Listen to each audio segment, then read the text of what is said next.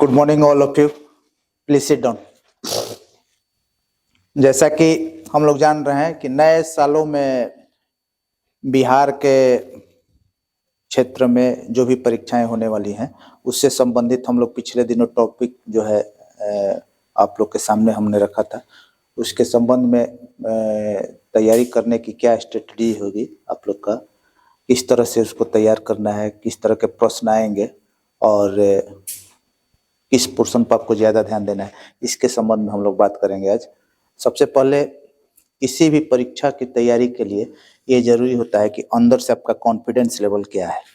Confidence level आपका हमेशा high होना चाहिए किसी भी तैयारी के लिए, और ये मान कर चलना चाहिए कि आप प्रयास उसके लिए कर रहे हैं तो सफलता एक ना एक दिन जरूर आपको मिलने ही वाली है।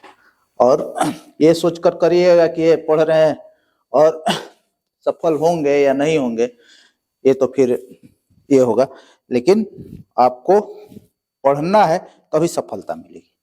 ठीक है, तो सबसे पहले किसी भी बिहार की परीक्षा के लिए आप तैयारी कर रहे हैं तो बिहार स्पेशल के अंदर में अगर आप जाइएगा तो बिहार स्पेशल के अंदर जो भी टॉपिक्स है, यानी कि बिहार के बनने से लेकर बिहार का बनने से लेकर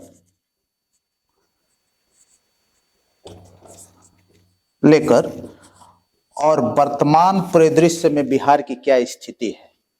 झारखंड भी बन गया, नया स्टेट हो गया। बिहार पहले लंबे समय तक अंग्रेजों के शासनकाल के अंतर्गत यहाँ पर शासन किया जा रहा था। बंगाल एक प्रांत हुआ करता था और बंगाल के तहत ही जो है दोस्तों बिहार भी हुआ करता था उस समय। तो अंग्रेजों के जो शासन की यहाँ पर भारत में शुरुआत हुई थी उसमें उन्होंने सबसे पहले बंगाल पर अधिकार किया, और उस बंगाल में बिहार का जो रोल था वो बहुत ही अहम था, क्योंकि गंगा का मैदानी भाग बिहार में भी बहुत ज्यादा है और यहाँ उपज की दृष्टि से उपज भी बहुत ज्यादा है यहाँ पर, और अंग्रेजों को एक रेवेन्यू का बहुत बड़ा भाग यहाँ से बिहार से मिलता था। तो जैसा कि हम जानते हैं आज बिहार की स्थिति ये है कि बिहार एक कृषि प्रधान राज्य कह सकते हैं और बहुत सारी समस्याएं हैं कृषि को लेकर भी, और यहाँ पर बाढ़ की हालात रहती है, सुखाड़ की हालात, सूखे की हालात रहती है। और पूरे भारत में अगर देखिएगा डेमोग्राफी यहाँ का, तो डेमोग्राफी में यहाँ जनगणना में बिहार के लोग कम शिक्षित हैं, बिहार में बेरोजगारी भी ज़्यादा है, गरीबी ज़्यादा है, पर कैपिटा इनकम में बिहार का जो है पिछले पायदान पर पूरे भारत में खड़ा है। तो सारी समस्याएं हैं बिहार के साथ, लेकिन बिहार जो था एक समय पूरे भारत का 10% उपज का इसका दायरा था, और पूरे भारत के 10% जीडीपी का हिस्सेदारी जो था ये बिहार से आता था। और ये बिहार जो था बंगाल, उस बंगाल में बिहार अलग हुआ, आपको 1912 में एक नए राज्य के रूप में स्थापित हुआ। उस 1912 वाले बिहार में आपका उड़ीसा भी है, झारखंड भी था, बिहार भी था। 1936 में फर्दर इसका विभाजन होता है, उड़ीसा अलग निकल जाता है इससे, और आजादी के बाद जो है बिहार और झारखंड एक साथ मिलकर आगे बढ़ते हैं।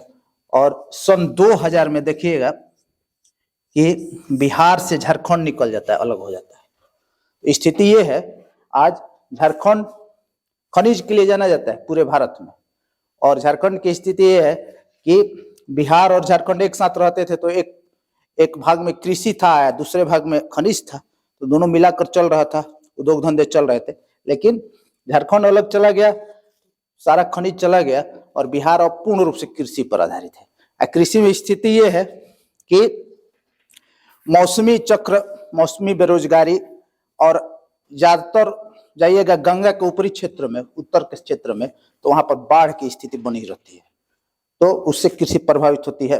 दक्षिणी भारत में कुछ सुखाड़ की स्थितियां बनती हैं, लेकिन कुल मिलाकर देखा जाए तो बिहार में गेहूं का, चावल का, मक्का का उत्पादन जो है एक बहुतायत मात्रा में होता है, जिससे जो है बाहर के क्षेत्रों में भी यहाँ से खाद्यान्न फसल जो है भेजा जाता है। तो यहाँ पर तैयारी के क्रम में हम देखेंगे कि बिहार बनने का क्रम, अब बिहार की वर्तमान परिदृश्य में बिहार की क्या स्थिति है और बिहार का जो इतिहास रहा है, बौद्ध धर्म का इतिहास है, जैन धर्म का इतिहास है, और यहाँ से धार्मिक आंदोलन की शुरुआत हुआ था। जैसा कि हम लोग जानते हैं दोस्तों, प्राचीन काल में गौतम बुद्ध और वर्धमान महावीर ने यहाँ 2 नए धर्मों की शुरुआत की, और उस धर्म को, उस शिक्षा को नालंदा विश्वविद्यालय, देखिएगा विक्रम विश्वविद्यालय, विक्रमशिला विश्वविद्यालय है, उदंतपुरी है, नालंदा विश्वविद्यालय उस समय का सबसे प्राचीनतम विश्वविद्यालय है।